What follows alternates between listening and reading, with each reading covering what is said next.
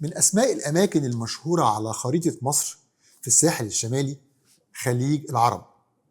الخليج ده ربما مش بنعرفه في سفرنا من اسكندرية إلى السلوم لأنه مفيش يافطة مكتوب عليها خليج العرب، لكن في أماكن تانية مرتبطة بالاسم ده. يعني كتير مننا بيعدي على برج العرب أو برج العرب الجديدة وغيرها من البلدات المحيطة بهذا الخليج اللي بيعتبر أكبر تعمق من ساحل البحر المتوسط في الأراضي المصرية. بيتوغل جوه الصحراء الغربية فيما بين رأس العجمي في الشرق ورأس الضبعة في الغرب. يعني ايه الخليج اللي موجود بين رأسين؟ احنا طبعا في الجغرافيا الطبيعية بنعرف انه الرؤوس والخلجان دايما مرتبطين ببعض.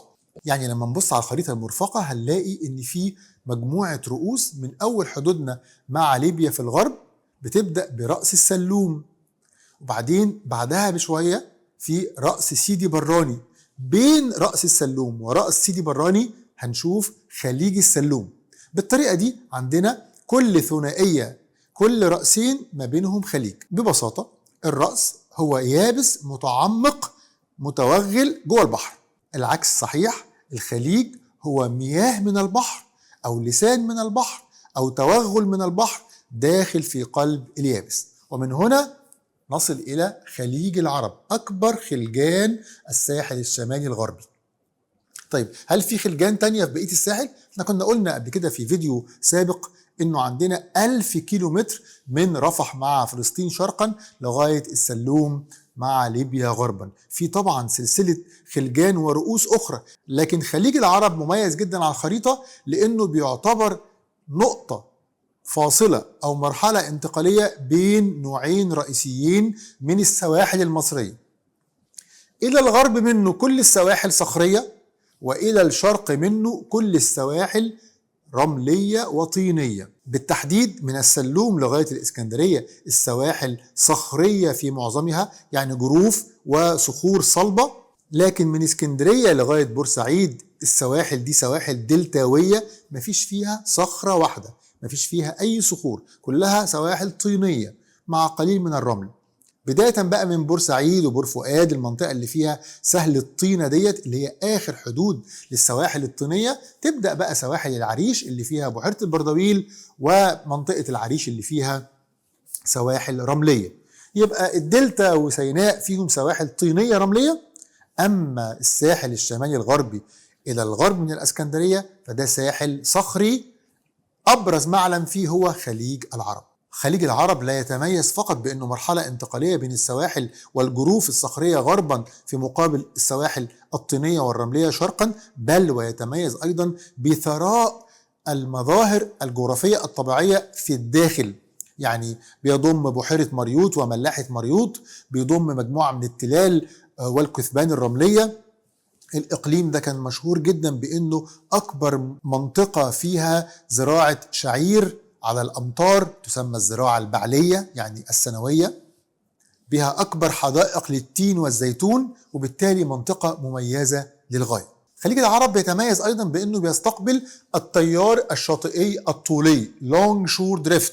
ده نوع من أنواع الأمواج والتيارات اللي بتتجه من الغرب للشرق وبتزيح معاها بتدفع معاها الرواسب سواء بالنحت أو بالإرسال.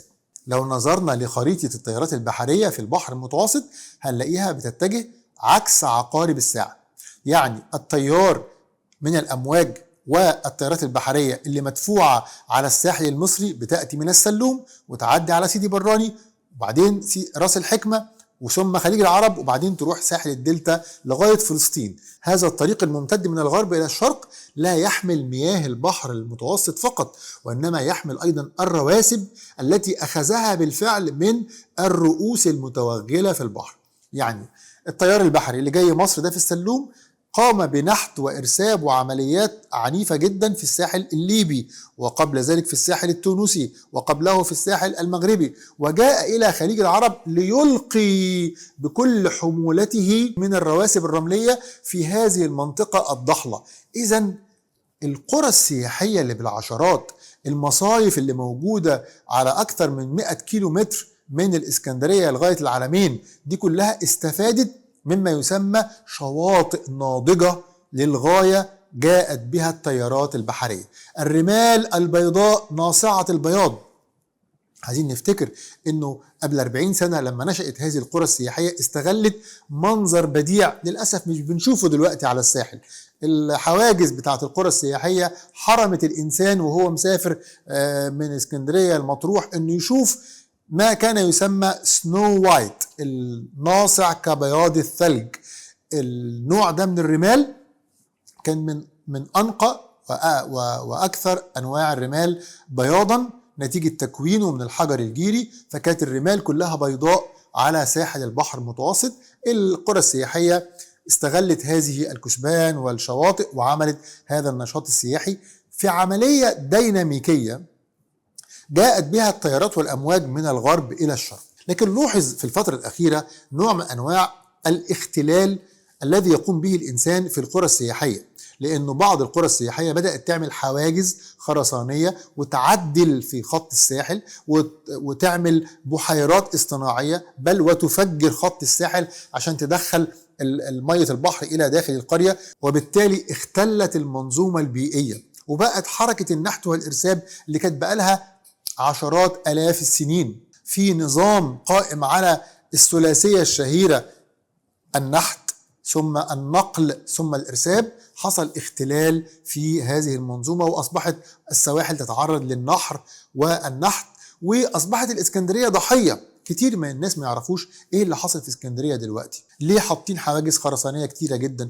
هل فقط السبب ارتفاع مستوى سطح البحر والطغيان زي ما بيتوقع بعض العلماء انه اسكندرية ممكن تغرق في المستقبل بسبب هذا التغير المناخي؟ لا، هناك عامل آخر ساهم إلى جانب ذلك، وهو التدخل البشري في ساحل خليج العرب اللي أدى إلى اختلال منظومة التوازن في النحت والإرساب، وبالتالي احتاجت الإسكندرية إلى حماية الساحل بهذه الحواجز الخرسانية. عايزين نقول إنه حتى الإسكندرية وهي بتحمي ساحلها في الجزء الغربي مثلا، الأمواج عندها نظام ما يسمى الانتقام.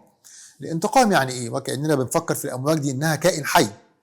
الأمواج إذا فقدت، احنا لما بنعمل حاجز خرساني عشان نكسب رملة وناخدها من المية، فالأمواج بتخرج هي والتيار الشاطئي من الغرب إلى الشرق، بتخرج وقد يعني جردت وفقدت الحمولة بتاعتها، بتبقى عايزة بسرعة تعوض ده بأنها تنحت في الساحل إلى الشرق منها. فكل حماية بنعملها في جزء من الساحل الأمواج والتيار البحري بيعوضها بأنه بينحت في الجزء الشرقي منها، وبالتالي ظهرت لنا كل هذه المشاكل في كل منطقة. الإسكندرية تأثر على بؤير، وبؤير يأثر على إدكو ورشيد، وهكذا لغاية بقية قطاعات الساحل المصري. وعايزين نفتكر أنه ساحل غزة وفلسطين استقبل أو في جزء من مكوناته من طمي دلتا النيل، لأنه التيار الشاطئي الطولي بياخد المياه من الغرب إلى الشرق، وبالتالي رماها هناك عند فلسطين. وجزء من الخصوبة اللي موجودة في ساحل فلسطين الغربي يدين بالفضل فيه إلى رواسب الدلتا اللي كان جلبتها ودفعتها من الغرب إلى الشرق الأمواج والتيارات البحرية اللي بتمشي من الغرب إلى الشرق أمام السواحل المصرية. كده احنا شفنا مكان خليج العرب في الساحل الشمالي المصري وأهم مميزاته وما حدث فيه من اختلال في النظام الطبيعي الذي كان سائدا لعشرات آلاف السنين، وجاء الإنسان ليعدل منه بشكل خطير.